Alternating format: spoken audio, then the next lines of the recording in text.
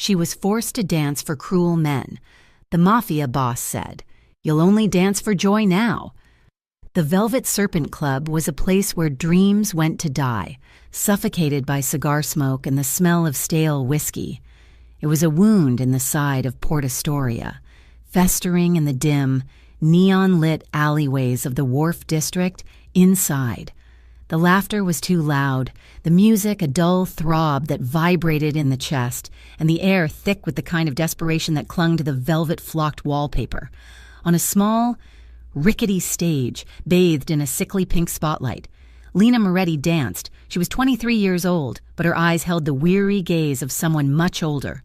Her body, once trained for the grand stages of the world, was now a commodity, a performance for the leering, drunken men who packed the tables below. They shouted, they whistled, they threw wadded-up bills. Lena saw none of them. She had perfected the art of detachment. As her body executed a flawless arabesque, her mind was miles away. Behind a wall of glass she had built, brick by painful brick, she was not here. She was not in this cheap, tarnished costume that smelled of sweat and fear. She was not dancing for them. She was somewhere else, somewhere safe. A loud, wet laugh erupted from a table near the front. A heavy-set man with a gold watch raised his glass. "More, little bird! Show us more!" Lena's expression did not flicker. Her gaze remained fixed on a point just above their heads. At the back of the grimy room, she transitioned into a series of fouettes, her form perfect, her face a mask of serene emptiness. Each turn was a mechanical, precise act of defiance. They could have her body's movement, but they could not have her. Her mind drifted, as it always did, to the light. The memory was so bright it almost hurt.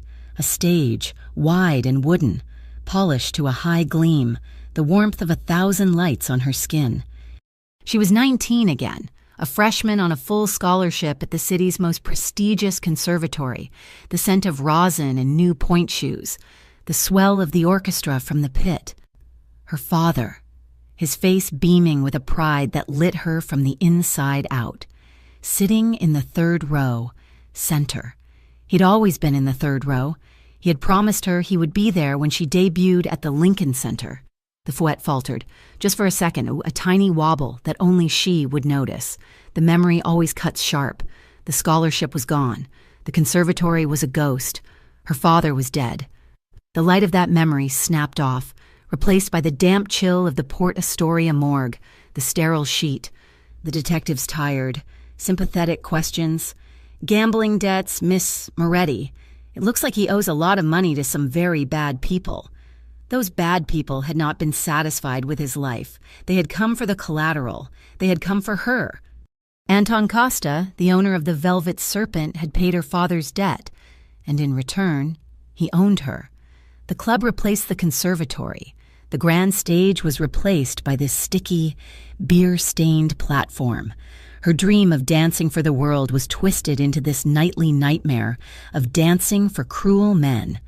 The music faded, ending on a low, synthesized whine. Lena held her final pose, arms raised, chin up, her chest aching from the effort of breathing the foul air. The applause was a sloppy, drunken noise. She bowed, the movement fluid and graceful. A pearl dropped in mud, then she turned and walked off the stage, the glass wall still firmly in place. She did not make it 2 steps into the dim backstage hallway before a hand clamped down on her arm. "You think you're too good for my customers?" Lena flinched, the glass wall shattering instantly. She looked up into the oily, smiling face of Anton Costa. He was a man whose cologne could not mask the rot underneath. He was squeezing her bicep, his thumb digging into the muscle. "Anton, please," she whispered, trying to pull away. "Please." He laughed, a wet, gravelly sound. "Mr. Petrov in the VIP room requested your company. He's a very important client. He wanted you to sit with him, have a drink. And you," he hissed, pulling her closer, "told the waitress you were unwell." "I'm a dancer," Lena said, her voice shaking but firm. "That was the agreement. I dance. I don't sit." "The agreement," Costa mocked, "is whatever I say it is. The agreement is you work off your father's debt, a debt that, let me remind you, is very, very large. You are here. He squeezed harder, and she bit back a cry of pain. Because I allow you to be. I protect you from the other men your father owed. Do you understand what they would do to you if I sold your debt? Tears pricked her eyes, hot and angry. She understood perfectly. Costa was a trafficker, a brute, but he was, in his own twisted way, the devil she knew. I need you to be compliant, Lena. I need you to smile. That sad-faced ballet nonsense works on the floor. But when a client wants your time, you give it, or I will find other ways for you to be useful. Now go to the dressing room and fix your face. You're on again in 30 minutes. He shoved her away. Lena stumbled, catching herself on the peeling wall. She didn't say a word, just wrapped her arms around her middle and hurried down the hall, the sound of his laughter following her. At that same moment, across town, Nico Romano sat in the dark. His penthouse office was silent, overlooking the glittering, indifferent lights of Port Astoria. At 33, Nico commanded the city's underworld with a chilling, mathematical precision. He was the boss of the Romano Syndicate, a position he had inherited from his father and fortified with his own cold, calculating intellect. He was a man of shadows and steel, dressed in a bespoke suit that cost more than most men made in a year. He's getting sloppy. Nico's voice was low, measured, cutting through the silence. His right-hand man, Marco, stood near the window, a silhouette against the city. Costa was always a small-time boss, a pimp with a liquor license. But this is new. He's moving into trafficking, hard goods, and people. Nico swirled the amber liquid in his glass, the ice clinking softly. He's not smart enough to do it alone, but he's brazen enough to cause problems. He's bringing in shipments from Eastern Europe, girls who don't speak the language, and he's not paying tribute. He's not staying in his lane. He's drawing attention, the kind of attention that costs us all money. What do you want to do? Marco asked. I can have his supply lines cut by morning. Nico took a slow sip. He hated loose ends. He hated incompetence. And he hated, more than anything, men who built their empires on the backs of the truly weak. It was bad for business. It was distasteful. No, Nico said, standing up. This one. I want to see for myself. I want to look this little man in the eye. I want to see his operation, see who he's bought, and see what he's selling. He straightened his tie, his reflection a pale, sharp-edged ghost in the floor-to-ceiling window. Get the car. We're going to the Velvet Serpent. The arrival of Nico Romano at the club was a silent explosion. The bouncer, a mountain of a man who usually grunted and shoved, turned pale and simply opened the door. The music seemed to dip in volume. The patrons, sensing a shift in the atmosphere, quieted. Costa, who had been laughing with a client, froze. His smile twitched, then vanished. Nico walked through the room as if he owned it, which, in a way, he did. He owned the land it was on, the distributor that sold it liquor, and the politicians that allowed it to operate. Marco was a step behind him, his eyes scanning every exit, every face. Nico's gaze swept the room, taking in the desperation, the cheap furniture, the forced atmosphere, as he would later call it. He was immediately, profoundly disturbed. This was not business. This was a pigsty. And then he saw her. Lena was back on stage, caught in the same pink light. She was in the middle of a slow, agonizingly beautiful adagio. Her movements were filled with a sorrow so deep, so profound, it seemed to pour from her like a physical aura. She was the only clean thing in the entire filthy room. Nico stopped, his head tilting slightly. He was a man who traded in power and control. He understood violence, money, and loyalty. He did not understand this. He did not understand the quiet, heartbreaking grace of this girl's performance. He saw her detachment, but he also saw the pain it was meant to hide. He saw the prisoner inside the dancer. And he was, for the first time in a very long time, captivated. Lena, sensing a change in the room's energy, let her gaze drop from the back wall. The air felt colder, heavier. Her eyes scanned the crowd and locked. Just for a second with his, she saw a man unlike any who had ever watched her here. He was not drunk. He was not leering. He was still dressed in a dark suit that seemed to absorb the light around him. His face was sharp, handsome in a severe, dangerous way, but it was his eyes that held her. They were dark, intelligent, and unsettlingly clear. He was not just looking at her, he was seeing her. A jolt of pure, undiluted fear shot through her. This man was not a customer. He was something else, something far more dangerous. Lena snapped her gaze away, back to the safety of the wall, her heart hammering against her ribs. Nico did not look away. When the music ended, she fled the stage. Costa intercepted Nico before he could take another step, his face a mask of nervous sweat and false welcome. "Mr. Romano, what an honor. I had no idea you were coming. Please, my best table. Anything you want, in the house." "I'm not here for a drink, Anton," Nico said, his voice quiet but carrying easily over the thrum of the music. Of course. Business," Costa stammered. "But first, a gift, a welcome." He snapped his fingers. A moment later, Lena was being pushed forward by one of Costa's thugs. She was trembling, her head down, a thin robe clutched around her costume. "Our best girl," Costa said, grinning, shoving her toward Nico. "Lena, she's a true artist. She's yours. For the night, as a sign of my respect." Lena flinched, bracing for the inevitable. Nico looked at her. He saw the terror in the line of her shoulders, the way she refused to meet his eyes. He saw the faint, finger-shaped bruise on her arm, stark against her pale skin.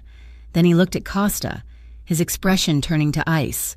"I came for business," Nico said, his voice flat and cold. "Not toys." The words hung in the air, a brutal dismissal. Lena's head snapped up, her eyes wide with shock. Costa's grin evaporated. "Go," Nico said, his gaze fixed on Costa. But the command meant for her. Lena didn't need to be told twice. She scrambled back, disappearing into the shadows of the backstage hallway, her heart pounding a frantic, confused rhythm. The moment she was gone, Nico turned his full attention to the club owner. "We need to talk," he said, "about your new shipments and your new inventory." Costa's face went pale. "My office, Mr. Romano, this way." As Lena fled, shaken to the relative safety of the dressing room, Nico Romano confronted Costa in his cramped, foul-smelling office. He spoke for 10 minutes. He did not raise his voice. He laid out Costa's operation, from the shipping containers to the shell companies, with surgical precision. He made it clear that Costa's expansion into human trafficking was a liability the Romano syndicate would not tolerate.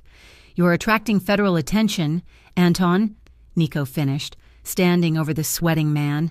"You are a rat making too much noise in the wall. Stop it, shut it down, or I will burn the wall down around you." He left without another word. In the back of his armored sedan, the city light sliding over his impassive face, Nico was silent for several blocks. Marco drove, not speaking, waiting. "That girl," Nico said finally, his voice thoughtful. "The dancer, Lena." "Boss? Find out everything," Nico ordered. "Her family, her history, how she ended up in that place. And while you're at it, I want a complete file on Costa's entire trafficking operation. Names, dates, buyers, all of it." Marco glanced at him in the rearview mirror. It was a strange, dual command. One was business, the other was not. "I'll have it by morning," he said, miles away, in the dungeon-like basement dressing room of the Velvet Serpent. Lena Moretti sat on a wobbly stool. The other girls gave her a wide berth, sensing the lingering chill of her encounters with both Costa and the dark stranger. She waited until she was alone.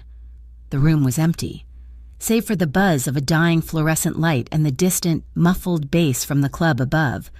She pulled her bag from a rusted locker and took out a pair of worn, satin ballet shoes.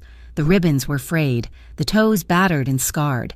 They were the last piece of her old life, the last gift from her father before he died. She clutched them to her chest, the worn satin soft against her skin. The glass wall was gone. The detachment had fled. There was only the cold, stark reality of her prison. Lena bowed her head, and for the first time that night, she cried. She wept silently, her shoulders shaking, mourning the girl who had danced in the light, unaware that someone had finally taken an interest in her, not for her body, but for the truth. Unaware that a man had just set a match to the fuse of her cage, the night after the dark stranger's visit, the Velvet Serpent felt different. The air was sour with Anton Costa's agitation. He was pacing the hallways, snapping at the waitresses, and the bouncers seemed to carry an extra layer of menace. Lena felt the tension like a drop in barometric pressure, a storm waiting to break.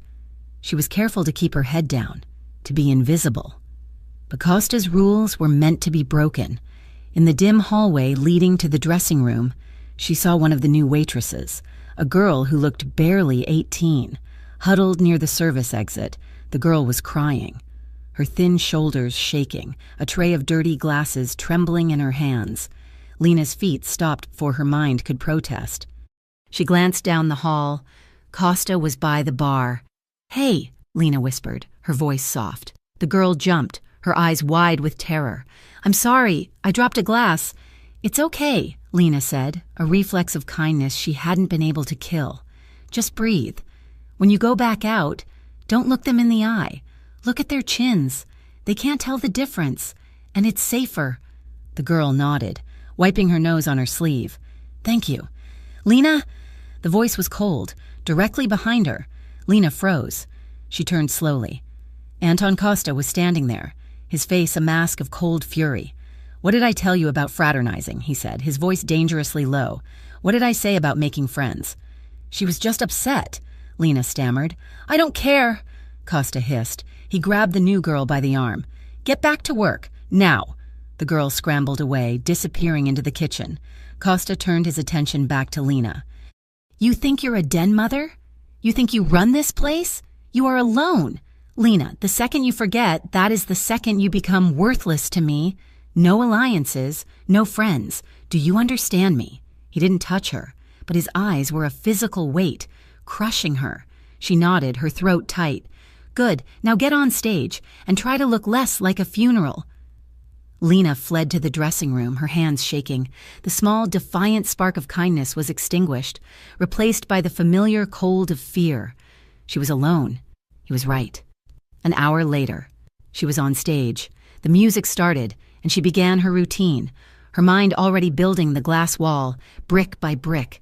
Then the air in the room changed. It was the same feeling as the night before, a sudden, cold vacuum. The sloppy, drunken noise of the crowd seemed to fade.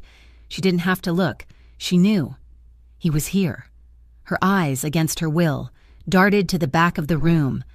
He sat in a dark, recessed booth, the same one he had occupied before, dressed in the same immaculate dark suit.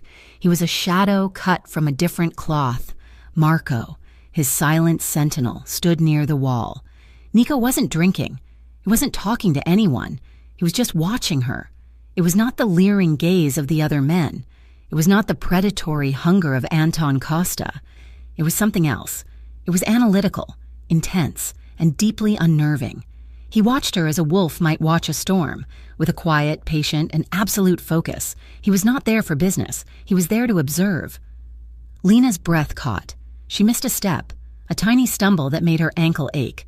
She recovered instantly, but her face burned. The glass wall was useless. She could feel his gaze on her skin, a cold fire. When the music finally, blessedly ended, she practically ran from the stage. She didn't wait for the applause. She was halfway to the dressing room when one of Costa's men, a thick-necked brute named Boris, stepped in front of her. "Not so fast," he grunted. "Mr. Romano, he wants to see you." Lena's heart stopped. "No, I don't do that. I'm a dancer. Costa knows." "Costa said yes," Boris interrupted, his patience thin. "The VIP room, he said strictly to talk. Now move." Fear, sharp and acidic, flooded her mouth. Strictly to talk was a lie she had heard before. It was the same lie Costa told the girls before he sold them for an hour, or a night. Boris shoved her from behind, and Lena stumbled forward, her feet moving on their own. She was led to the private room on the second floor, the one with the thick, soundproof door. Boris opened it, pushed her inside, and shut it behind her, the click of the lock echoing in the small space. He was alone. Nico Romano was not sitting. He stood by the room's single grimy window, looking out at the alley below. The room was suffocatingly plush, all red velvet and dark wood, and it smelled of old cigar smoke and power. Lena's back was pressed against the door, her hands fisted at her sides, ready to fight or to bolt. "Come in, Lena," he said, his voice calm. He didn't turn around. "I'm not going to touch you." She didn't move. Her heart was a trapped bird in her chest. "What do you want?" He turned slowly. In the dim light, his face was all sharp angles and shadows. His eyes were dark and unreadable. "I want to know your story." "I don't have a story," she said, her voice thin. "Lena Moretti. I am 23 years old. You were a scholarship student at the Port Astoria Conservatory of Dance. First in your class. Your professors said you were singular. Then, 2 years ago, you dropped out." The words hit her harder than a slap. He knew her name. He knew her real life. The glass wall, her only defense, evaporated. "How do you know that?" "I know many things," he said. He gestured to a chair in the corner. Far from him. "Sit down, please." She was too stunned to disobey. She perched on the absolute edge of the cushion. Her muscles coiled. "Are you here by choice?" Nico asked, his gaze pinning her. It was the most dangerous question anyone could ask. The lie was automatic, a reflex honed by 2 years of survival. "This is my job. I'm a dancer." Nico studied her, his expression unchanging. He was impossibly still. "Try again." A shiver ran down her spine. He was not a man you could lie to. She looked down at her hands, at the calluses on her fingers from a life that was no longer hers. "My father, he had debts, gambling, and he's dead," Nico stated. It was not a question. Hot tears pricked her eyes. She hated this man for knowing. She hated him for making her say it. She nodded, biting her lips so hard she tasted blood. "Yes. And Costa? He took over the debt," she whispered. The lie was so familiar it felt like the truth. "I'm working it off. How much do you owe?" "I don't know," she admitted, the words tasting like ash. "I dance, and he pays for my apartment, for food. He says the interest just keeps going up." Nico nodded slowly, as if she had just confirmed something he already knew. He saw the trap, elegant in its cruelty. His eyes drifted from her face to her arm, where she was clutching her elbow. He saw the faint yellowish-purple shadow of fingers, just visible past the edge of her sleeve, Costa's marks from the night before. "Who did that to you?" he asked, his voice softer now, which was somehow more terrifying. Lena instinctively yanked her sleeve down. "Nothing. I'm clumsy. I bumped into a door." She looked up and met his eyes. He knew she was lying. She knew he knew. A long, charged silence stretched between them. He was a monster. She was sure of it. He was the boss of men like Costa, but he was the first person in 2 years who had not looked at her like she was a piece of meat. He looked at her like she was a person, a puzzle. She was more afraid of him than she had ever been of Costa. "You should go," he said finally, breaking the spell. He turned back to the window. "Your next set is starting." Lena stared at his back for a second, her mind reeling. He was dismissing her. He hadn't asked for anything. He hadn't touched her. She scrambled to her feet and fled the room, pulling the door open and rushing past the stone-faced Marco. She ran down the stairs, the velvet and smoke of the club blurring around her. A strange, dangerous tension had settled deep in her bones. It was a pull of curiosity, of interest, and of a danger far greater than any she had ever known. In his armored sedan, half an hour later, Nico stared at the rain-slicked streets. "She's lying," he said. "About the debt?" Marco asked from the driver's seat. "About all of it. He's not just holding her in debt. He owns her." Marco navigated a turn, the tires hissing on the wet pavement. "My contacts finished their search. Boss, the intel was good. The police report on Salvatore Moretti's death is thin, officially unsolved, but it was closed 2 days after it was opened. Smells like a payoff." "It's not just that," Marco continued, his voice grim. He picked up a tablet from the passenger seat. "This is what you really need to see. Costa's club isn't just a club, it's a way station. In the last 18 months, at least 4 girls who worked at the Velvet Serpent have disappeared. No forwarding address, no final paycheck. They just vanished. No police reports, no missing persons. They're all young, no local family. He's trafficking them. Nico. The club is his showroom. Nico's jaw tightened. The image of Lena's bruised arm flashed in his mind. I'm clumsy. He was a man who lived by a code. Violence was a tool. Murder was business. But this was filth. This was cancer. And Anton Costa was a parasite feeding on the helpless. Find his supply lines, Nico said, his voice cold and hard. Find his buyers, and find a way to cut them both off at the knees. This ends. The next few nights were quiet. Nico did not return, but the shadow of his presence lingered. Lena felt it in the way Costa watched her. His eyes narrowed, suspicious. He was a dog on a leash that had been yanked, and he was looking for something to bite. He found it 3 nights later. The club was packed. A convention was in town, and the floor was filled with loud, drunk men in cheap suits. Lena was trying to make her way from the stage to the dressing room when she saw the new girl, Mariella, cornered by a large, red-faced customer. Come on, sweetie, the man slurred, grabbing Mariella's thin arm. Just one drink. Sit on my lap. No, please, sir, I'll be fired, Mariella pleaded, trying to pull away. The man laughed and yanked her hard, pulling her against his chest. I'll pay your boss. You're coming with me. He began to drag her toward the VIP rooms. Mariella looked at Lena, her eyes a silent, terrified cry for help. Lena knew the rule. No alliances. Look away. But she couldn't. She saw herself in that girl's eyes. Let her go, Lena said, her voice shaking but clear. The man stopped, turning. What did you say to me? You little... She's a waitress, Lena said, stepping forward. She's not on the menu. Let her go. The man's face turned purple. Why, you? He shoved Mariella away and raised his hand to strike Lena. Before his hand could connect, Costa was there, his smile fixed and oily. Gentlemen, my sincerest apologies. A small misunderstanding. He gripped the man's arm. Please, drink in the house for your entire party. In the VIP room. The man grumbled but allowed himself to be led away. Costa took a look at Mariella. Back to the kitchen, now. Mariella fled. Costa's smile vanished. He turned to Lena. He didn't say a word. He just grabbed her by the hair. No, Anton, please, she gasped as he dragged her past the kitchens, down a dark, narrow corridor she had never seen. You like to interfere, he hissed, his voice trembling with rage. You like to be a hero? You cost me a VIP client. You broke the rules. He stopped in front of a heavy, metal door, frost outlining its edges. He pulled a key from his pocket and unlocked it. A blast of frigid, chemical air hit her. It was a walk-in cold storage. Anton, no, please, I'm sorry. You need to cool off, Lena. He sneered. Think about your place. He shoved her hard. She stumbled on the slick, grated floor, falling against a stack of hard vegetable crates. She looked back, her eyes wide with terror. Please don't, Costa just smiled. We'll talk in the morning, if you're not too stiff. He slammed the heavy door. The latch clicked. The single bare bulb inside flickered, then went out, plunging her into absolute, freezing blackness.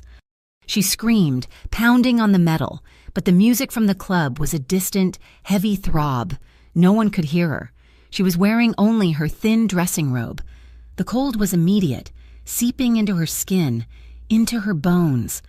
She huddled in the corner, pulling her knees to her chest, her teeth chattering. The smell of raw meat and damp cardboard filled her lungs. She was going to die here. Hours passed, or maybe only minutes. Time ceased to have meaning. There was only the cold. She was numb, her shivers becoming weak and sporadic. She was drifting, her mind cloudy. She thought of her father. She thought of the light on the stage at the conservatory. Then, a noise. A loud bang from outside. Shouting. The lock was scraped. The door was yanked open, flooding the small room with the harsh, bright light of the kitchen. Lena squinted, her frozen limbs refusing to move. A dark silhouette filled the doorway. Mr. Romano, I swear, it was a misunderstanding. It was Costa's voice, high and reedy with panic. She was hysterical. I just had to cool her off. "Get him out of my sight," a low, cold voice commanded. Lena saw Marco grab Costa by the collar and drag him, protesting, out of view.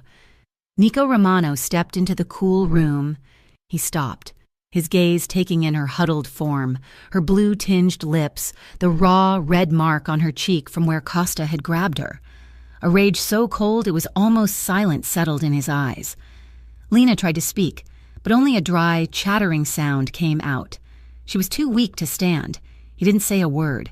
He simply shrugged off his thick, expensive wool overcoat, the one that smelled of cashmere and the clean night air.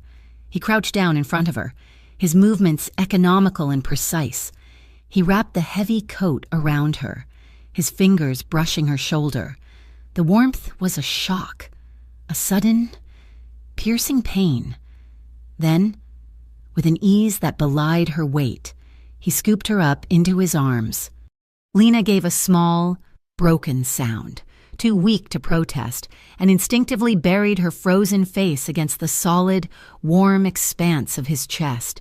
He carried her, out of the cold room, through the kitchen, past a terrified-looking staff. He carried her right through the center of the club, now closed and dead in the mid-morning light. He didn't stop until he was outside, in his car. He opened the passenger door and gently, carefully placed her inside. He walked around, got into the driver's seat, and turned the car's heater on to full blast. Lena sat, drowning in the coat, her body beginning to shake violently as the warmth returned. "Where are you taking me?" she whispered, her voice hoarse. "Somewhere safe," he said. He drove her personally, not to a hospital, but to a sleek, anonymous high-rise building downtown. He led her into a private elevator that opened directly into a stunning, minimalist apartment. It was all glass and white marble, with a view that stretched over the entire city. It was clean. It was silent. "You'll stay here," he said, his voice flat. He walked to a closet and opened it. It was filled with women's clothes. Simple, elegant things. Sweaters, pants, dresses, all new. "There's food in the kitchen. The shower is hot," he said, as if noticing she was still shivering. "No one knows about this place. No one can find you here." Lena stood in the middle of the vast living room, clutching his coat around her. She was a ghost in a palace. "And Costa?" she asked, the name tasting like poison. Nico turned to look at her. His dark eyes were impossible to read, but there was a finality in them that chilled her more than the cold room had. "Things are being settled," he said. "You just need to rest. You're safe now." He left, the door closing with a soft, heavy click.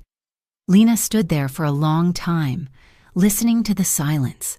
Then her knees buckled. She sank to the plush, white rug, still wrapped in his coat, for the first time in 2 years. She let go, sobbing into the dark. Warm wool. The silence of the apartment was louder than the music at the Velvet Serpent. In the club, the noise was a shield, a wall of sound she could hide behind. Here, in this vast, sterile space of white marble and glass, there was nothing to hide behind at all. The silence was absolute, and it was terrifying. Lena struggled with the sudden safety.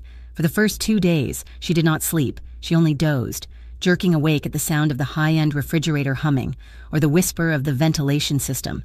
She was haunted by the idea that this was just another part of the cage, a more elaborate, gilded one. She kept waiting for the lock to turn, for Anton Costa's voice to echo in the hallway, but he never came. The man who did come was Nico Romano, but he kept his distance. He had given her this space, and he seemed to understand that she was a creature coiled to strike or flee. On the second morning, he introduced her to Sarah. A woman had appeared outside the apartment's private elevator door. She was tall, with a calm, intelligent face and hair pulled back in a severe bun. She was dressed in a simple, practical suit. "This is Sarah," Nico had said, his voice neutral. "She will be posted outside the door. She's here for your protection. She's not your jailer. You are free to move around the apartment, but you are not to leave it. Not yet." Lena had only nodded, her eyes down, but she watched Sarah. The woman was not like Costa's thugs. She was professional. her presence a quiet, reassuring hum, not a threat. It was the first time in 2 years Lena had felt guarded, not owned. Nico, meanwhile, was methodically dismantling Anton Costa's life. He did not work from the apartment. He worked from his true office, a fortress of dark wood and steel high in the Romano Syndicate headquarters. He was a general moving piece on a board. "The shipments at the port?" he asked Marco, not looking up from a ledger. "Seized," Marco replied. An anonymous tip to the narcotics division about one container led them to find the other cargo in the remaining 3. Costa lost his entire European import. The feds are holding the ships. His fronts, the nail salon and the check-cashing place on the wharf, both had unfortunate electrical fires last night, Marco said, his face impassive. "Total losses. The insurance company is investigating them for fraud." "And his allies," Nico said, steepling his fingers. "Councilman Davies, suddenly very interested in campaign finance reform," Marco said, a rare, thin smile touching his lips. "He found an audit notice from the IRS on his desk this morning." "He will no longer be returning Costa's calls." Nico nodded, satisfied. "Good. Squeeze him. I want him cut off. I want him broke, and I want him desperate." "A desperate man makes mistakes." "And the girl? Boss?"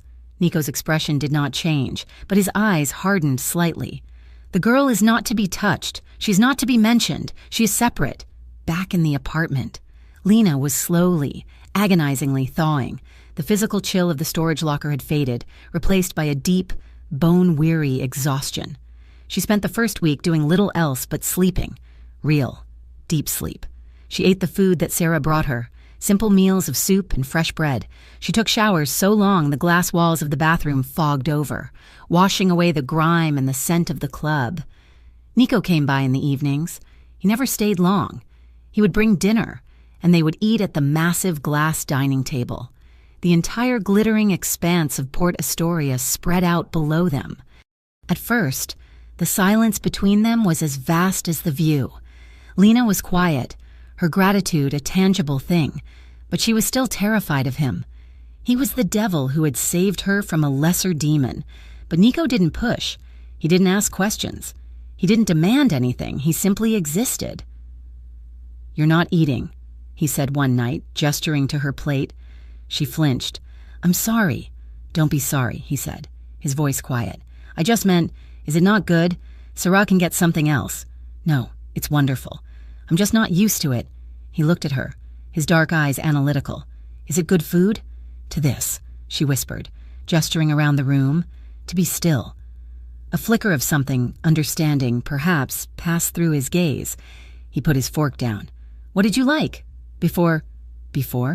At the conservatory. What music did you dance to?" The question was so simple, so normal, it almost made her cry. "Chopin? Satie? I loved romantics." "I thought ballet was all Tchaikovsky," he said. A tiny, fragile smile touched her lips. "That's what everyone thinks. But the best dances, the ones that mean something, they're quieter." "Quieter," he repeated, as if tasting the word. They talked about music, about the city, about books. They talked about everything except the velvet serpent, her father, or the men who were, at that very moment, hunting for her. He was building a new world for her, one quiet conversation at a time. And with every night he left without laying a hand on her, without a single inappropriate request. A layer of her fear peeled away. One night, nearly 2 weeks after her arrival, she was alone. The apartment was dark, save for the blue-white light of the full moon pouring through the floor-to-ceiling windows, painting the marble floor in silver. She couldn't sleep. Her body ached, not with injury, but with a restless, dormant energy. Her muscles, so long abused by the cheap choreography of the club, missed the old movements. They missed the discipline. They missed the art. Slowly, hesitantly, she stood in the center of the vast living room, bathed in moonlight. She raised her arms into a simple first position. Her body trembled. It felt foreign, like a language she had forgotten. She closed her eyes and took a breath. She moved into a plie, her knees bending, her back straight. It was stiff, and it was weak, but it was hers. She moved through the positions, one after the other, her body slowly, painfully remembering. There was no music but the sound of her own breathing, the soft brush of her bare feet on the cold stone. She was not performing. She was not a prisoner. She was, for the first time in years, simply dancing.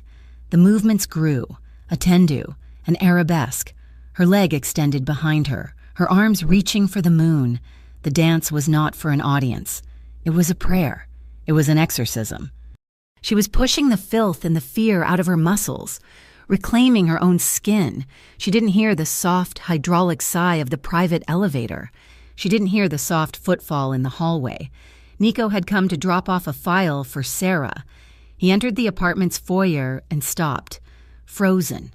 He stood in the shadows of the hallway, watching. He had seen her dance in the club, a beautiful, broken thing moving through the smoke. This was not that. This was life. He watched her move, her face tight with concentration and a strange, pure joy. He saw the strength in her lines, the grace that Costa had tried to beat out of her. He saw the woman she was supposed to be, a man of iron control, a man who hadn't felt an unprocessed emotion in a decade. Nico felt something sharp and hot clench in his chest. It was a profound, aching admiration. She finished her movements, her body arching in a final, graceful pose, her chest heaving, sweat glistening on her forehead. She stood there, trembling, alive, beautiful. The word was a low rumble in the darkness. Lena gasped, her hands flying to her mouth as she spun around. "Nico, I didn't know you were here. I was just—" He stepped out of the shadow, into the moonlight. His face was unreadable, but his eyes were dark, intense, and fixed on her. He didn't speak. He just walked toward her, his movements slow, deliberate. She stood frozen like a deer, her heart hammering. He stopped an inch from her. He was so close she could feel the heat radiating from his suit. He raised his hand, his fingers slightly rough, and with a tenderness that shattered her, he brushed a stray, damp strand of hair from her cheek. "You've been hiding that?" he whispered. "I'm not that person anymore," she choked out. "Yes, you are," he said, his voice raw. His hand cupped her face, his thumb brushing over her cheekbone. It was the kind of touch she had dreamed of, gentle, respectful, warm. Her entire body trembled, and in a moment of instinct, of pure, starving need, she leaned into his touch, her eyes closing, her forehead resting against the solid wall of his chest. She felt his other arm come around her waist, pulling her closer, not in a sexual way, but in a protective one. She could hear the strong, steady beat of his heart under her ear. He smelled of wool and clean air, and something uniquely him, safety. "You deserve better than this world, Lena," he whispered into her hair.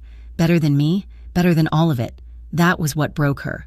Not the violence, not the fear, kindness. She cried, for the first time.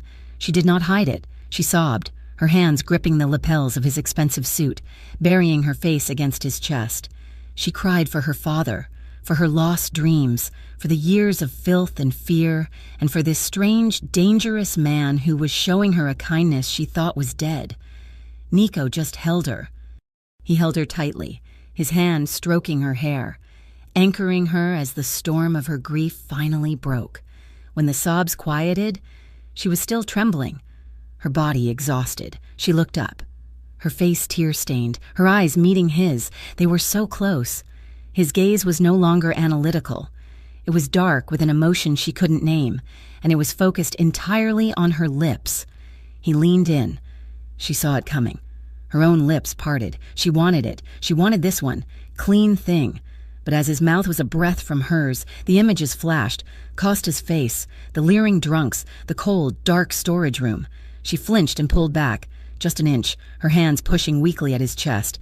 "I can't," she whispered, the words torn from her. "I'm sorry. I'm not whole. I'm broken. I'm just pieces. There's nothing clean left."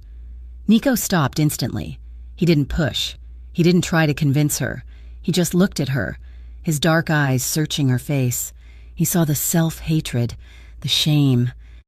"Then let me help you find the pieces," he said, his voice a low, fierce promise. Before she could answer, his phone vibrated in his pocket, a harsh, buzzing sound that shattered the intimacy. He ignored it. It buzzed again. He let out a short, sharp breath and released her. Stepping back, the spell was broken. He pulled out his phone, glanced at it, and his entire demeanor changed. The warmth was gone, replaced by the cold, sharp-edged boss. "I have to go," he said, his voice flat. "Nico?" she started. "Lock the door," he said, and then he was gone. The elevator doors sliding shut, leaving her alone in the moonlight. The next day, the atmosphere in the apartment was different. Sarah was still outside, but now there was another man with her.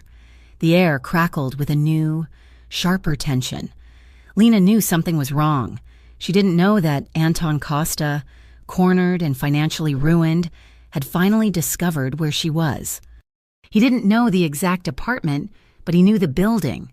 He knew Nico had stashed her. And in a final, desperate act, he had put a bounty on her head, telling his few remaining allies that she was Nico's new, secret weakness. He pressured them, called in old favors, demanding they push back on the Romano syndicate. That night, Nico's convoy was leaving a late meeting in the warehouse district. His armored sedan was flanked by a follow car, with Marco at the wheel. It happened fast. A sanitation truck pulled out of an alley, blocking the street. A black sedan screeched up behind them, boxing them in. The night exploded. The sound of automatic gunfire ripped through the air, a deafening, percussive rain. Sparks flew as bullets impacted the armored glass of Nico's car, inches from his head. Nico didn't even flinch. "Marco," he said into his intercom, his voice lethally calm. 3 o'clock. "I see him, boss." Marco's window lowered. He returned fire, not in a panic spray, but with methodical, double-tapped shots. The sedan's windshield spiderwebbed. The backup car containing Nico's men rammed the sanitation truck, pushing it just enough to create a gap. "Go," Nico commanded. Marco slammed the car into reverse, spun the wheel, and accelerated through the gap. Bullets pinging off the trunk. They sped through the alleyways, emerging blocks away, the sound of gunfire fading. Nico was untouched. He looked down. Marco was bleeding, a dark stain spreading rapidly from a wound in his left arm. "It's just a graze," Marco grunted. Nico's face was carved from granite. This was no longer business. Costa had tried to kill him. He had crossed the line. "Take me to the office," Nico said, his voice quiet, which was the most dangerous sound in the world. "And get the doctor. Then I want every man we have. We're not squeezing Costa anymore. We're erasing him." Lena heard about it on the news. She was watching the small television in the kitchen when a breaking report came on. A suspected gang-related shooting in the warehouse district. The footage showed the street, littered with shell casings. They mentioned the Romano syndicate. Her blood ran cold. When Nico didn't come that night, she knew it was her. She was the cause. She was the weakness Costa was exploiting. This man, this powerful, dangerous, kind man, was going to die, and it would be her fault. The old, cold survival instinct returned. Run. She was a poison. She was a liability. She had to disappear, for his sake. She found a small duffel bag in the back of the pristine closet. She packed nothing. A pair of jeans, a sweater. She dug her old, battered ballet shoes from the bottom of her robe pocket. The ones she had worn from the club. They were the only thing that was truly hers. She waited until she heard Sarah talking to the other guard. Her heart was a cold stone in her chest. She walked to the private elevator, her hand shaking. She pressed the button. The doors slid open. Nico was standing inside.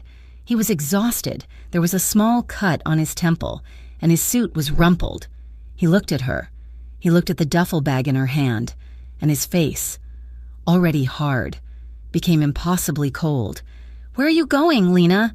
She shrank back, her breath catching. "I saw the news. The shooting." "I'm fine," he said, stepping out of the elevator, blocking her path. "No," she said, tears welling in her eyes, hot and fast. "You're not. This is because of me. Costa. He's doing this because of me. I won't be the reason you get killed." She tried to push past him. "Please, just let me go.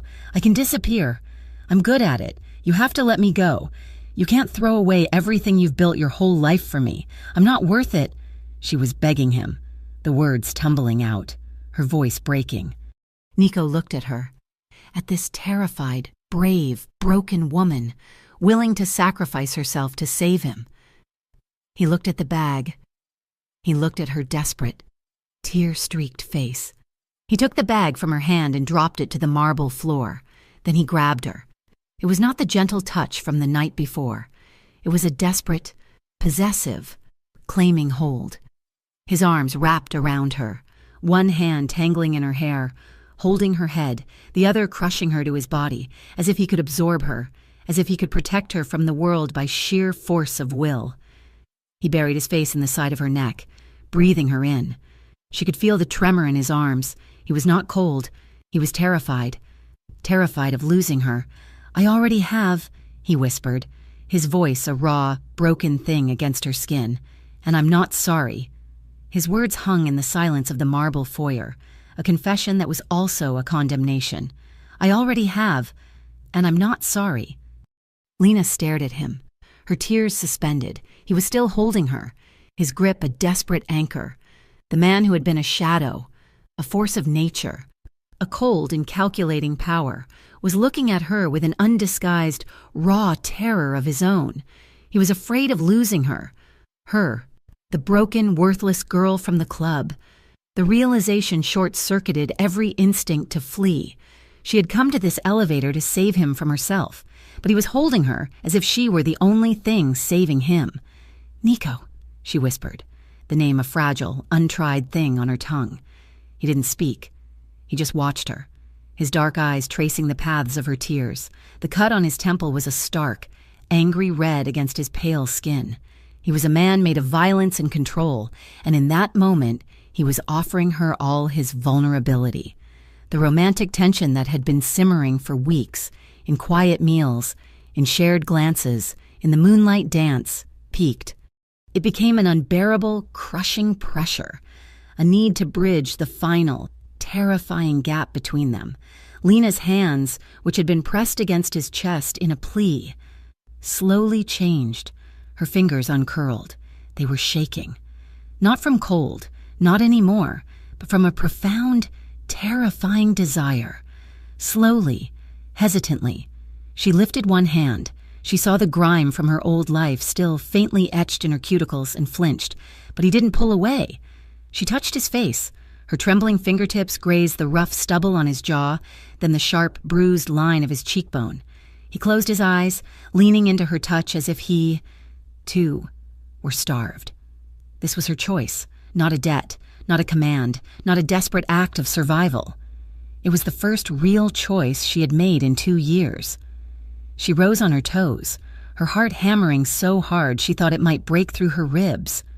She was clumsy, uncertain, her body rigid with the memory of unwanted touch, but her will was clear. As Lena kissed Nico, it was not a kiss of passion. It was a kiss of profound, heartbreaking tenderness. It was slow. I was hesitant. It was the taste of salt from her tears and the metallic tang of blood from the cut on his temple. It was too broken, jagged pieces finding a place to rest. His hands, which had been gripping her with bruising force, gentled. One hand moved from her back to cup the back of her head, his fingers tangling in her hair, holding her to him as if she were the most precious thing in the world. He didn't take it. He only received, and when she finally, slowly, pulled back, they just rested their foreheads together, breathing the same air. That night, she couldn't go to the guest room, and he wouldn't let her. He didn't ask. He simply took her hand and led her to his own bedroom, a vast space of dark woods and gray linens, the city lights a silent, glittering carpet far below. They slept. That was all. He shed his suit jacket and his tie, but nothing else. She was still in the sweater and jeans she had planned to escape in. He lay on his back on top of the covers, and she lay beside him, her head on his chest, her ear over the steady, reassuring beat of his heart. He wrapped one arm around her, his hand resting on her shoulder, a silent promise of protection. It was the first night in more than 700 that Lena Moretti had slept without fear. They were just two survivors, holding on in the dark. A few nights later, the dynamic shifted. The tentative peace they had found was replaced by a new, unpleasant tension. They had crossed a line, and neither knew what to do on the other side. Lena was stronger. The food, the sleep, the absence of terror, it had brought color back to her face, but it had also brought back her spirit, and with it a deep, restless yearning. She watched him. He was back to being the boss. He spent hours on the phone, his voice a low, cold monotone, his words clipped and final. He was moving against Costa, and he was moving hard. He was building his fortress, and he was polite to her, kind but distant. The man who had held her with such desperation was gone, replaced by the Mafia boss. She understood. He was afraid of what it meant. So was she. But she was also afraid of what it meant if they didn't face it. She was tired of being a ghost. That night, he was standing by the great glass window, a glass of whiskey in his hand, staring down at the city. He was coiled, the stress of his war with Costa rolling off him in waves. Lena came up behind him. She didn't touch him, not at first. "You're going to burn a hole in the glass, staring like that," she said, her voice soft. He turned, surprised. A small, tired smile touched his lips. "It's a long way down. Nico," she stepped closer, into his personal space. She saw his throat move as he swallowed. "Lena," he said, his voice a warning. Don't what?" she asked, her voice trembling but gaining strength. "Don't be near you. Don't feel this. For 2 years, every single part of my life was a command. I was told when to dance, when to smile, when to be silent. I was a thing, a prisoner." She reached out and, with a courage that amazed her, took the glass from his hand and set it on a nearby table. Then she took his hand. His fingers were stiff, resistant. "I'm not a prisoner anymore. Nico," she whispered, looking up at him, her eyes searching for him. "And I don't want to feel like one. I don't want to be afraid. Not of you. Not of this." She lifted his hand and pressed his palm flat against her chest, over her heart. It was beating a frantic, wild rhythm. "I want to feel like a woman again. With you." His resolve broke. A low sound, almost a groan, escaped him. "Lena, I'm not good." "You're good to me," she said, her voice fierce. She initiated it. She went up on her toes and kissed him again. And this time, there was no hesitation. This time, there was fire. He responded instantly, his other hand coming up to cup her face, his mouth claiming hers with a hunger he had clearly been suppressing. It was a desperate, searching kiss, a release of all the tension, the fear, the violence of the past weeks. He broke away, breathless, resting his forehead against hers. "Are you sure?" he whispered, his voice rough. "I've never been more sure of anything," she breathed. The scene that followed was not one of wild passion, but of deep, emotional discovery. It was hesitant and it was eager. He led her to the bedroom, but every step was a question, his eyes searching hers for any sign of doubt. He was a man who took what he wanted, but with her, he only asked. He undressed her slowly, his touch a reverence. His lingering gaze was not the leering consumption she had known, but a look of genuine awe. He was unwrapping a priceless gift. When his fingers brushed the faint, yellowing bruises on her arms, his hands, calloused and strong, trembled. "He will pay for every mark he left on you," he whispered, his voice thick with a promise that was more violent than any threat. "He already has," she replied, her voice shaking, "by letting me find you." She, in turn, explored him. Her trembling fingertips traced the lines of his chest, the hard muscles of his shoulders, the small, puckered scar on his side, a map of the dangerous life he lived. She ran her fingers through his dark, thick hair, a simple, intimate act that made his eyes close in pleasure. He was impossibly gentle. He laid her on the cool, high-count sheets and simply looked at her, his expression a mixture of desire and a profound, aching tenderness. He kissed her. He kissed her eyelids, her temples, her jaw. He moved lower, his lips brushing the delicate, hollow curve of her collarbone. The touch was electric, a whisper of sensation that made her arch her back, a soft sound escaping her. It was a touch that asked for nothing, but gave everything. It was slow. It was reassurance whispered in the dark. It was two damaged souls finding a way to be whole, just for a few hours, in each other's arms. The next morning, the sun streamed into the room, bright and unforgiving. Lena woke up first. She was wrapped in his arms, her leg tangled with his. The intimacy of it, the sheer profound safety, was overwhelming. She felt him stir. His arm tightened around her possessively before he was fully awake, and then the fear returned.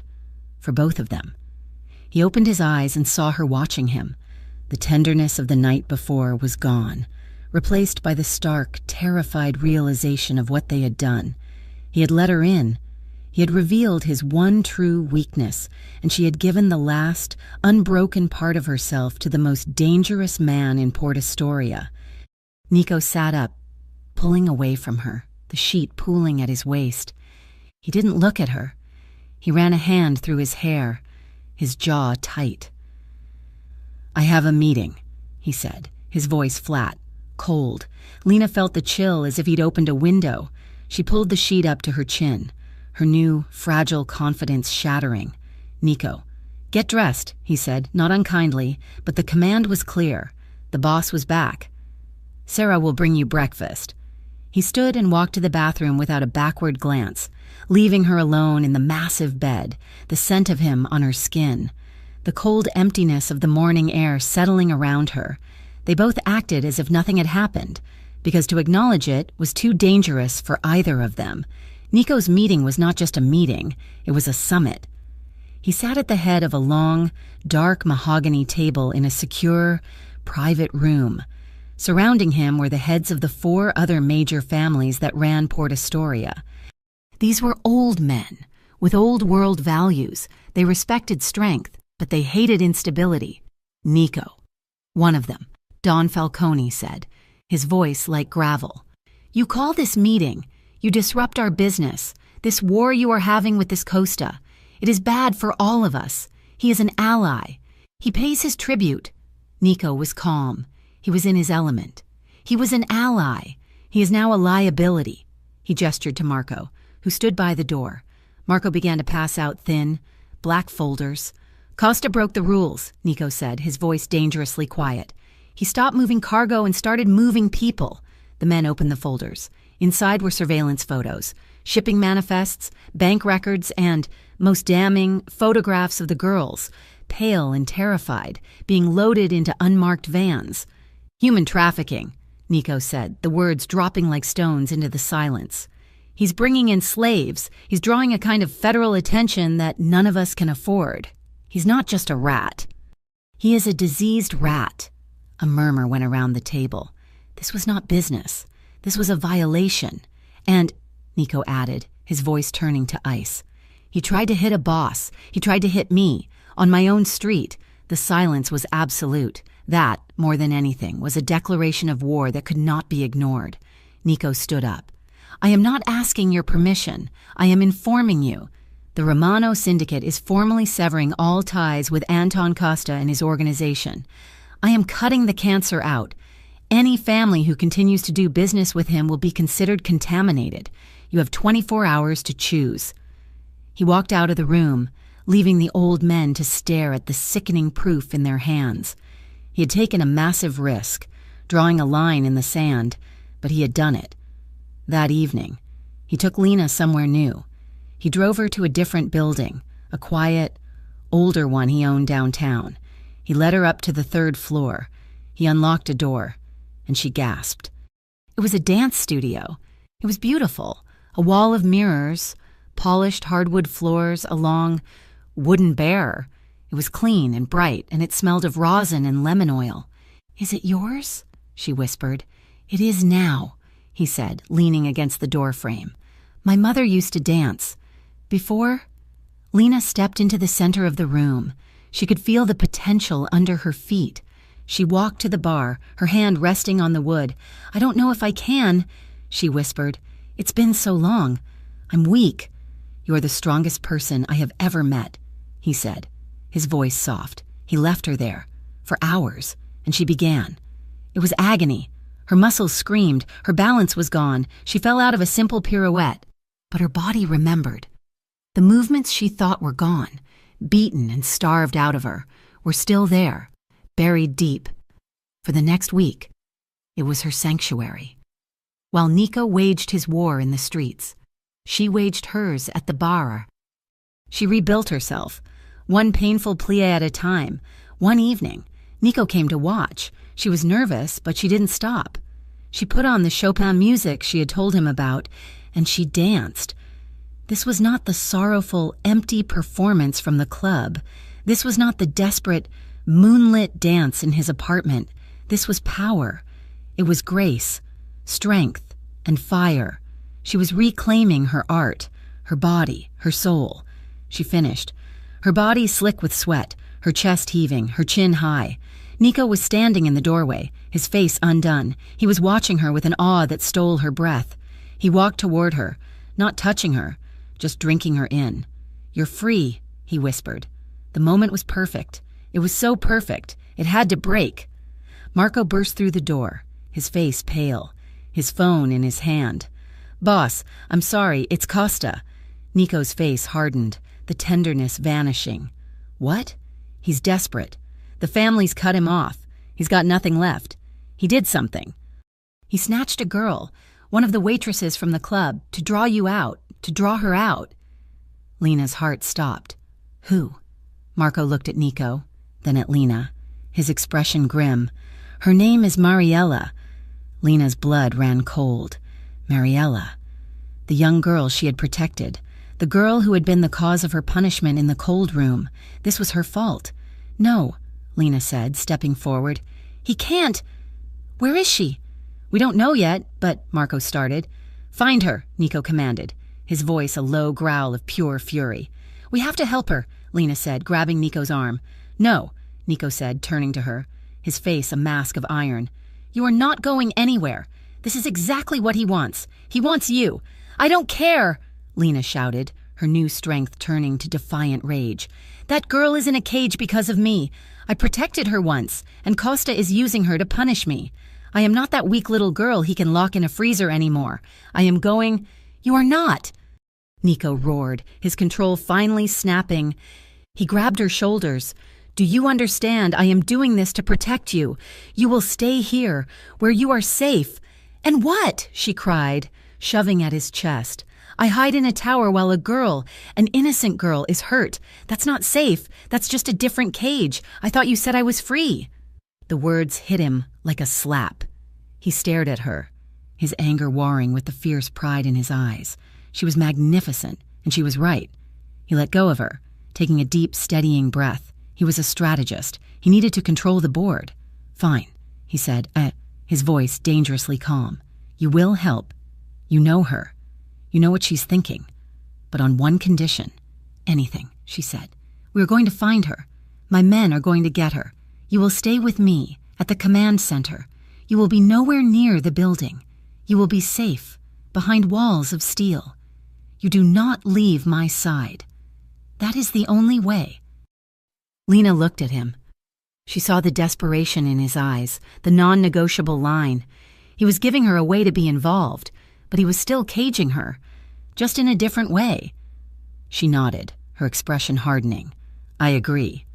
He looked at her, searching her face, trying to see if she was lying. She met his gaze evenly. He turned to Marco. "Find her. I wanted her location an hour ago." As the men rushed out, Lena looked at her reflection in the great mirror. She reluctantly agreed, but her eyes said something else entirely. Her eyes said she might not. The penthouse office was a high-tech fortress, a stark contrast to the opulence of Nico's personal study. It was a room of cold glass and black steel, dominated by a massive digital display showing blueprints. "Here," Nico said, his voice clipped. He pointed to a red-highlighted area on the screen. "Costa's holed up in the sub-basement warehouse of the Velvet Serpent. He thinks it's a stronghold. It's a tomb." Marco and a half-dozen of Nico's most trusted men, all dressed in dark, practical tactical gear, were gathered around. "He's using the old bootlegger tunnels for access," Marco reported, pointing to a schematic. "But the main freight access is here. It's reinforced steel. We'll have to breach it, hard and fast. He'll have at least 10, maybe 12 men," Nico continued, his face like stone. "He's desperate, which makes him stupid, but he's still armed. We go in 2 teams. Alpha team with me, through the main breach. Bravo team, Marco.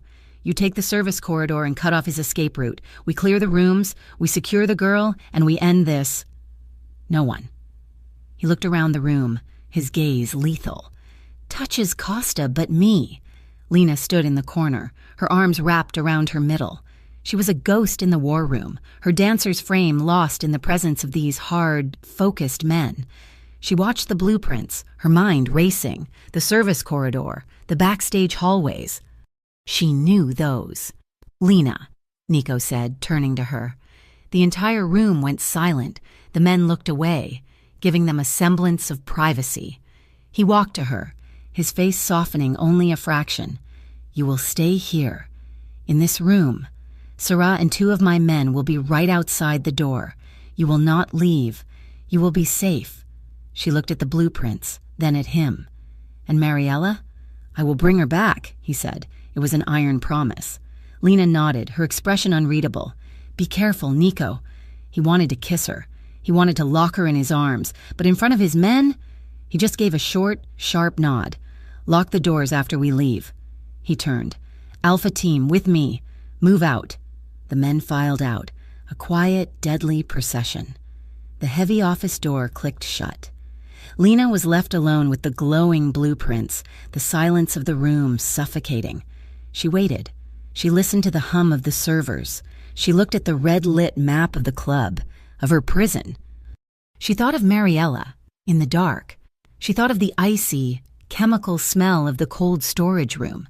She thought of Costa's hand in her hair, his sneering voice. "You think you're a hero?" Nico was planning a war. He was going to breach a steel door. But Lena knew a back door. Sarah stood outside, a silent guardian. Lena walked to the private bathroom connected to the office. She closed the door, her heart hammering. She looked at herself in the mirror. Her hair was pulled back in a simple knot. She reached up and pulled out the long, sharp, steel-tipped pin that held it in place. She palmed it. She didn't exit back into the office. There was another door, a small, discreet panel for housekeeping that led to a narrow service hall. It was a feature of the building she had discovered during her restless pacing. It was not meant for her, but it was not locked. She slipped into the hallway, a shadow in her dark clothes. She bypassed Sira and the guards, moving with a dancer's silent grace. She made it to the service elevator, her hand gripping the metal hairpin so tightly it bit into her palm. She was not that weak little girl he could lock in a freezer. She was going. The alley behind the Velvet Serpent was dark, with the smell of garbage and stale beer. Lena slipped from the shadows, staying close to the brick wall. Nico's teams were not here yet. They would be staging, preparing for their breach on the warehouse's main freight entrance. A block over. Lena knew this entrance. It was a rusted metal grate set into the foundation, half hidden by a mountain of overflowing dumpsters.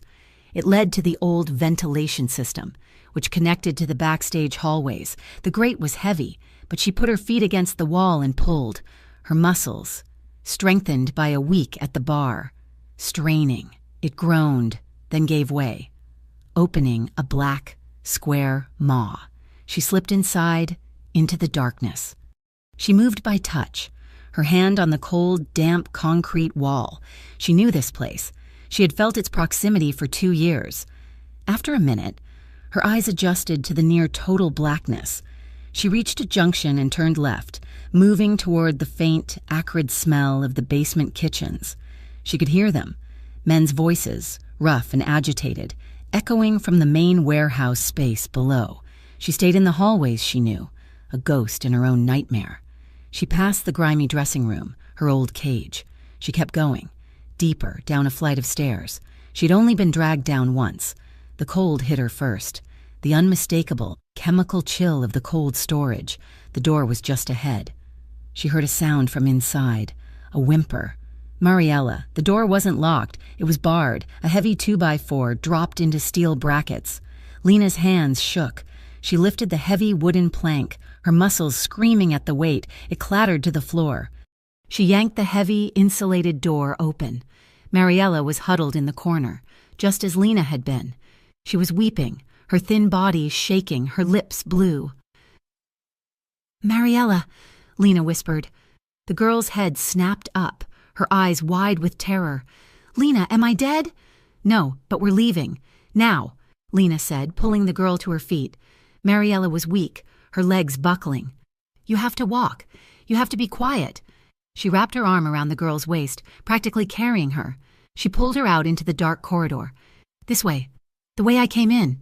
I don't know who to trust." A new voice, harsh and amused, echoed in the hallway. Lena froze. A light clicked on, blinding her. Two of Costa's men stood at the end of the hall, blocking the stairs. "You should trust us. Little bird," one of them sneered. "The boss has been waiting for you." Lena shoved Mariella behind her, her hand tightening on the hairpin, a useless, tiny weapon against two armed men. It was over. "Grab them," the man ordered. At that exact moment, a sound like the world splitting in two rocked the building. A deep, metallic boom that vibrated through the concrete. It was followed by shouting and the distinct, rapid pop-pop-pop of gunfire. Nico was here. The men who had cornered Lena cursed. One grabbed her arm, the other grabbed Mariella. "He's in the main room. Get them to Costa. Move." Lena was dragged, stumbling toward the sound of the fight. They burst through a set of double doors into a vast, concrete warehouse. Smoke hung in the air, tasting of cordite. Men were shouting, firing from behind crates and steel shelves. She saw them. Nico, Marco. They were moving like professionals, a dark, efficient storm. Then she saw Costa. He was at the far end of the room, near a loading dock, his face a mask of sweat and terror, firing a pistol wildly. "Get back! Get back!" "Boss, look, we got her," the man yelled, dragging Lena forward. Costa's head snapped around. His eyes widened, a new, manic light dawning in them. He saw Lena, and he saw Nico, who had frozen, his position exposed, his face a mask of pure, murderous rage. "Lena!" Nico roared. Costa lunged. He shoved his man aside and grabbed Lena, yanking her back against his chest, his arm locking around her throat. He pressed the hot, smoking barrel of his pistol to her temple. "Stop!" Costa screamed, his voice cracking. "Everyone stop, or she dies!" The gunfire sputtered and died. The room was suddenly, shockingly silent, broken only by the sound of a man groaning in the shadows. Nico stood in the open, his weapon at his side, his chest heaving. His eyes were locked on Lena. One of Costa's men, his second in command, tried to take advantage of the lull. He raised his rifle from behind a forklift, aiming at Nico. "Nico!" Lena screamed. A shot rang out from near the door. One of Nico's men, a man Lena knew as Vinny, cried out and slumped to the ground, a dark stain spreading on his chest. Nico didn't hesitate. He was a creature of pure, cold instinct. He raised his pistol and fired twice. The man who had shot Vinny dropped, his rifle clattering. "I said stop!" Costa shrieked, pressing the gun harder into Lena's skin, dragging her back. "Now it's just you and me, Romano, and your little whore!" Nico's face was white. He was breathing hard, his control stretched to its absolute limit. "All this," Costa spat, laughing, a high, unhinged sound. "All this, my entire operation, my allies, my money, you burned it all. For her? For a dancer? You're soft, Romano. You're weak. Your father would be ashamed of you. You've ruined everything for this." "Let her go, Costa," Nico said, his voice dangerously low. "It's me you want." "I know," Costa giggled, "and I'm going to take her from you, right before I kill you. Drop your gun, Nico. Kick it away. Or I'll blow her pretty, empty head all over this floor. Do it, now!" Nico looked at Lena. He saw her terror, but he also saw the flicker of defiance, the same fire he'd seen in the studio. Her eyes met his. "I'm sorry," they said slowly, deliberately. Nico lowered his weapon. He uncurled his fingers. The heavy black pistol clattered to the concrete floor. He kicked it away. He was defenseless. Costa smiled, a wide, grotesque splitting of his face. He was triumphant. See, little bird? In the end, they all gah. He hadn't seen her other hand, the one she had kept clenched by her side. Lena drove the steel hairpin, her last tiny piece of agency, with all her strength, down into the soft flesh of his shoulder, just below the collarbone. Costa screamed, a high, piercing shriek of pure agony and surprise. His arm spasmed, his grip on her throat loosened, his gun hand wavering for a single, critical second as he recoiled. It was all Nico needed. In one fluid, lightning-fast motion, Nico dropped, his hand going to his ankle. He rose, a smaller, silver pistol appearing in his hand, a single shot. It was impossibly loud in the concrete room. Anton Costa's eyes went wide. His smile was still on his face, frozen in surprise. A small, dark hole appeared in the center of his chest. He looked down, confused. He looked at Lena. Then he fell, his grip on her finally, blessedly gone. Lena collapsed. Her legs turned to water, her body giving out. She hit the concrete, her breath coming in great, tearing sobs. The silence lasted for 1 second. "Marco!" Nico roared, the name a raw wound. He was at Lena's side in an instant, dropping to his knees, pulling her into his arms, his hands checking her for wounds. "Marco, get the girl! Get Mariella!" Marco, who had been providing cover, rushed forward, his face grim. He grabbed the terrified, weeping Mariella. "This way! You're safe!" He half carried her toward the main breach. "Vinny's hit! Vinny's hit!" one of the men yelled. "We need to go! Sirens! I hear sirens!" The distant wail of police cars was growing, a wolf cry in the night. "We're out!" "Now!" Nico commanded. He scooped Lena up, her face buried in his chest, her body shaking so violently he could barely hold her. He carried her, running through the smoke-filled warehouse, past the body of Anton Costa, past his wounded man. They burst out into the night, piling into the black, armored sedans. Nico didn't let her go. He held her in the back of the car as it sped away, tires squealing, leaving the chaos and the flashing lights behind. He looked back. He saw 2 of his men carrying Vinny, who was alive, but bleeding badly. The cost was high. They made it back to the penthouse. The ride was silent, broken only by the shuddering, silent sobs Lena was trying to control. Nico carried her inside. Sarah was at the door, her face pale, but Nico brushed past her. He carried Lena through the pristine apartment, past the beautiful, quiet studio, and into the dark safety of his bedroom. He sat her gently on the edge of the bed. She was rigid, her body locked in a rictus of shock, staring at her own hands. He crouched in front of her, taking her cold, trembling fingers in his. "Lena," he said, his voice raw, "look at me. It's over. He's gone. You're safe." His words were the key, the lock that had held her together for 2 years finally, and completely shattered. She looked at him, and she broke. It was not the quiet, grieving tears she had shed before. It was a violent, primal storm, a terrifying, guttural wail of 2 years of terror, and filth, and self-hatred, and rage, erupting from her. She pounded her fists against his chest, her sobs so deep they had no sound. Nico didn't flinch, he just took it. He sat on the bed, pulled her into his lap, and wrapped his arms around her, holding her body tightly as the hurricane of her trauma finally broke free. He held her as if he were the only thing keeping her from flying into a million pieces. He didn't say, "You're okay?" He didn't say, "It's all right." He just held her.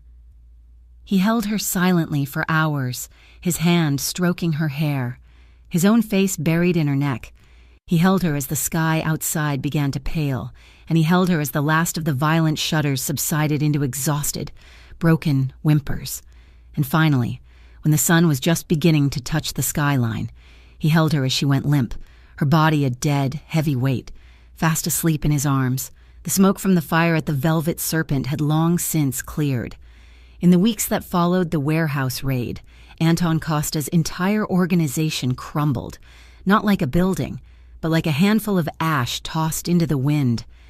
With its leader gone and its illicit operations exposed to the other families by Nico, the network simply dissolved. The club itself was boarded up, a dark, silent monument to the horrors that had lived within its walls. Port Astoria's underbelly was healing. Nico's syndicate, with its silent, brutal efficiency, had absorbed the territory. But the trafficking, the element that had drawn Nico's fire, was eradicated. It was a cleansing. Mariella was safe. Vinny, the man wounded in the raid, had recovered. The other survivors, the girls who had been trapped in Costa's orbit, were quietly located. They were given money, a lot of money and new identities, funneled through legal charities that Nico funded anonymously. They were ghosts, given a second chance at life, scattered to new cities where they could be whole again. Lena was healing, too. The penthouse, once a sterile, gilded cage, had become a home. She had moved in with Nico, a transition so natural neither of them had ever discussed it. The nightmares still came. She would sometimes wake in the dark, her heart pounding, the phantom smell of stale whiskey and cold, chemical air in her lungs. But she no longer woke up alone. She would wake to Nico's steady breathing beside her, his hand finding hers in the dark, his presence a solid, warm anchor that chased the shadows away. She was feeling more like herself than she had in years. The hollow-eyed, detached dancer was gone, replaced by a woman whose spirit, though scarred, was bright. She spent her days in the dance studio, the one he had given her. It was her sanctuary, the place where she sweated out the last of the poison, rebuilding her body, one painful tendu at a time. Her strength returned, followed by her grace. One afternoon, Nico found her studying a flyer. The Port Astoria Ballet, the city's premier company, was holding open auditions for their winter corps. "You should go," he said, his voice quiet from the doorway. She looked up, her face a mixture of fear and longing. "Nico, I'm 23. I haven't been in a real class in so long. They want girls who are 18, straight from the conservatory. You are better than all of them," he said. It was not a compliment, it was a statement of fact. She walked into the vast, sunlit studio, her old ballet shoes in her bag. She was terrified.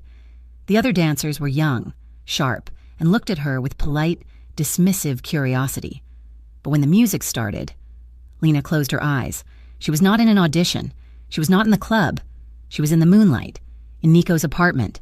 She was at the gala, free. She danced with a raw, emotional power that the technically perfect younger girls could not touch. She danced to her story. The ballet master, a severe man with sharp eyes, did not speak. He just watched her, his expression unreadable. She left, convinced she had failed. She didn't know that the company, which had been struggling, had received a massive anonymous donation just 2 weeks prior, a donation that had opened up 10 new positions, with a specific request to fund talent that had been overlooked. A week passed, a week of nervous, churning anxiety. Finally, one morning, she couldn't wait any longer. She walked to the company's downtown studio, her stomach in knots. The list was posted on the main door. Behind glass, the winter corps list. She scanned it, her heart pounding. Her eyes moved past the names, searching, not truly expecting. And then she saw it at the bottom of the list, in crisp, black type. Lena Moretti. She stared at the letters, her hand rising to cover her mouth. Her name, her real name. The name she thought had died with her father. It was not a number. It was not a little bird. It was not a gift. It was Lena Moretti, dancer. She did not just cry. She broke down, right there on the busy downtown sidewalk. She leaned her forehead against the cool glass of the door and sobbed, her shoulders shaking with a joy so profound, so pure. It was almost painful. It was a baptism, washing away the last, clinging remnants of the velvet serpent. That night, she was scheduled to perform. It was her first true performance since her return. It was a private gala, a fundraiser for a new charity dedicated to helping victims of human trafficking and domestic abuse. The charity, of course, was one Nico had established, his name nowhere on the paperwork. The theater was small, elegant, and filled with the city's elite. They were here to donate and to be seen. But when Lena stepped onto the stage, a hush fell. She was in a simple, flowing white dress, The music was Chopin. The piece was her own. Nico watched from the shadows. He stood at the very back of the auditorium, in a dark alcove, a shadow in his perfect black suit. He hated these people. He hated these events. But he would not have been anywhere else in the world. He watched her dance. He saw every ounce of her pain, her suffering, her strength, and her final, blazing triumph poured into the movements. She was not just a dancer. She was a force of nature. She was graceful. She was his. A profound, unfamiliar emotion tightened his chest. It was pride. Yes, but it was more. It was awesome. This cold, calculating man, this boss of the Romano syndicate, who had not shed a tear when his own father died, felt a burning sting behind his eyes. He was impossibly almost emotional. He watched the woman he had pulled from the darkness, and he realized, in that moment, that she had been the one to pull him into the light. The music swelled, and Lena hit her final pose, her chin high, her arms raised, her face a mask of radiant, triumphant joy. The applause was instantaneous. It was not the polite clapping of a stuffy gala. It was a roar. It was a standing ovation. People were on their feet, moved, their faces stunned. Lena bowed, the tears streaming down her face, and then she ran.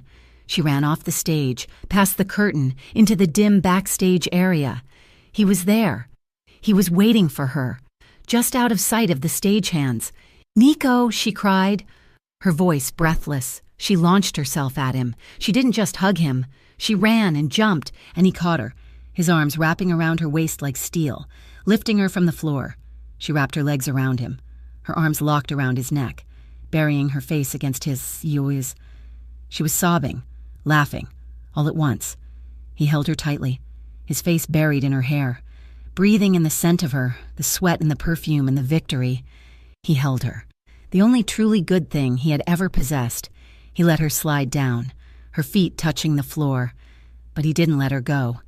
He cupped her face, his thumbs wiping away her joyful tears.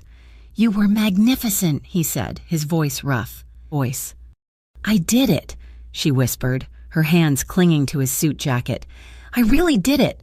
He smiled, a rare, genuine smile that lit his dark eyes. He leaned in, his forehead resting against hers. "You'll only dance for joy now," he whispered. It was a promise. It was the vow he had made to himself the first night he saw her. They returned to the penthouse. The high of the performance, the adrenaline of the applause, slowly faded, replaced by a deep, quiet intimacy. The apartment was dark, the city lights glittering below like a fallen constellation. Nico was standing by the floor-to-ceiling windows, his tie loosened, his jacket off. He was watching the city, but his thoughts were miles away. Lena came up behind him. She was in a simple silk robe, her hair damp from the shower. She didn't speak. She just wrapped her arms around his waist from behind, pressing her cheek against the strong, warm expanse of his back. She felt his muscles tense, then relax. His hand coming up to cover hers where they rested on his chest. They stood like that for a long time, just breathing. Finally, she let go. He turned to face her. His eyes were dark, still full of the emotion from the gala. This time, she initiated. She stepped into his space, her hands rising, not in fear, not in supplication, but with a slow, confident ownership. Her fingers, the long, graceful fingers of a dancer, slowly, deliberately, traced the hard line of his chest through the fine cotton of his shirt. She felt the heavy, steady beat of his heart under her palm. "Thank you, Nico," she whispered, "for seeing me." "I always saw you," he replied, his voice thick. She rose on her toes and kissed him. It was a slow, deep, passionate kiss. It was not the desperate, frantic kiss of two people in a storm. It was the kiss of two people who had found the shore. It was a kiss of healing, of promise, of a future. He kissed her back, his hands cupping her face, his touch a reverence. He lifted her, his arms strong, and she wrapped her legs around his waist, her body molding to his. He carried her to the bedroom, the moonlight streaming in, painting the sheets in silver. They lay together, wrapped in the sheets, in the moonlight, two survivors, scarred and battered by the world, who had chosen each other. They had found their peace, not in the absence of danger, but in the presence of each other. They were healing together. Lena lay tucked against his side, her head on his chest, her hands splayed over his heart. The silence was perfect. "I used to dance to survive," she whispered into the darkness, her voice soft and clear. He kissed the top of her head, his arm tightening around her, holding her safe. "Now I dance," she finished, a small, sleepy smile touching her lips, "because I'm alive." Thank you so much for listening to this story. We truly hope you enjoyed the journey with Lena and Nico. We would love to know where in the world you are listening from. Please let us know by leaving a comment below. If you like stories like this, please subscribe to Mafia Romance Stories for new releases every week. And finally, we'd love to hear your thoughts on the story. Please share your feelings in English in the comments. We read every single one. Thank you again.